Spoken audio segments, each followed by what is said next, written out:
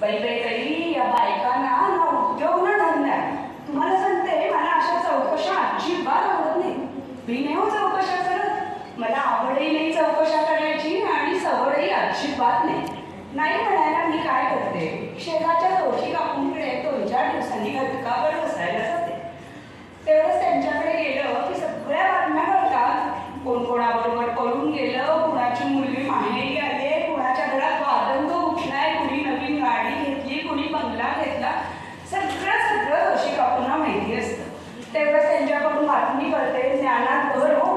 नाही तर मला अशा चौकशांची आवड नाही आणि तुम्हाला सांगते सवड तर अजिबात नाही. कधीतरी काय करते, आमच्या पोळीवाल्या मावशींना चांगला मलई घालून चहा देते. चहाच्या घोटाबरोबर आमच्या गप्पा अशा रंगतात म्हणून सांगू, अहो सगळ्यांच्या घरातल्या सगळ्या बातम्या त्यांना माहिती असतात. मग त्या मला हळूहळू एक बातम्या सांगतात. मला अशा बातम्या ऐकायची आवड नाही हो आणि सवड तर अजिबात नाही. पण काय होतं, मिशीला गेल्यानंतर सगळ्या बायका काहीतरी बोलत असतात. मग मी एकटी गप्प बसू का, कसं दिसतं ते समजा. म्हणून मी आधी त्यांच्याकडनं बातम्या ऐकून घेते. नाही तर मला तुम्हाला तर माहितीच आहे, मला आवड अजिबात नाही आणि सवड तर बिलकुल नाही. आता येता शेजारच्यांची पावमळी भेटली. जरा तिला थांबवलं. काल त्यांच्या घरात मला भांडणाचा आवाज आलाच होता. म्हटलं काहीतरी नक्की झालेलं दिसतंय. म्हणून सुनीला त्यांच्या कामवालीला थांबवलं तर तिने ही मोठी टेप लावली. तासभर असाच निघून गेला. अहो नवऱ्याला म्हणे नाद लागल्या ऑफिसमधल्या बाईचा. हो हो, अगदी माझ्या नवऱ्याची बायको मधल्या गुरु आणि राधिकासारखं प्रकरण आहे. मग काय, सासूने मध्यस्थी करून कसं प्रकरण थोपवून धरलंय.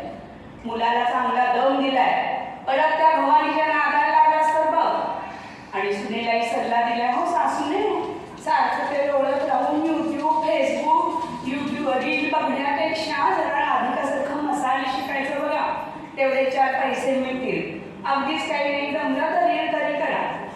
बघू आता काय होतंय पुढे ते. म्हणाले सुजी, तुम्हाला सांगते उद्या काय होईल ते म्हणून. आपल्याला वेळ काय करायचंय, आपल्याला वेळ तरी कुठे आहे आणि आज हे सवड तर अजिबात नाही हो. बरं ते जाऊ दे. अगं बाई, ही रमा कुठं निघाली? बाई बाई बाई, काय तू मेकअप आणि काय तो सेलचा भपकारा, तोरा बघा तिचा. आणि लिपस्टिकचा रट्टा तर असा मारलाय की बाथरूमच्या ब्रशने घासलं तरी निघायचं नाही. कुठं निघाली असेल एवढी नटून. आपल्याला काय करायचंय, पण तरी जरा विचारतेच. अगं रे रमा गेली नुसती हात दाखवून. मला सांगा, मला सांगितलं असतं कुठे जाते तर काही बिघडलं असतं का? मी काय गावभर करणार होते का? माझ्या स्वभावात तरी ते बसतं का? अजिबात नाही. न सांगता निघून गेली. कुठं बरं गेली असेल, काय बरं असेल? आज काय सणवार पण नाही, काही कुठं गेली असेल? मागणं सासू येते तिची. काय हो, कुठे गेली रमा? काय माहेरी फंक्शन आहे? बरं जाऊ दे. अहो असू दे, करू दे नाही आपल्याला काय. माहेरी गेली म्हणे, मला सांगितलं असतं तर काय बिघडलं असतं का?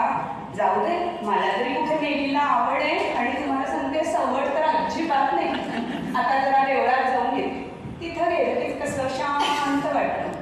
अहो पण काल देवळात एक आजी बसल्या होत्या. नेहमी बसलेल्या असतातच देवळात. काल जरा त्यांना त्यांच्याशी बोलत बसले तर सुनेचं अगदी कौतुक. सांगू नका हो कुणाला, तुम्हाला म्हणून सांगते, तुम्ही कुणाला सांगणार नाही. सून जरा पाणी पण विचारत नाही. या आपल्या उगाच कौतुक करतात. नुसती बोलाची कडेनी बोलाचा भात. जाऊ दे, आपल्याला काय करायचंय, आपल्याला कुठे आवड आहे अशा गोष्टींची आणि सवड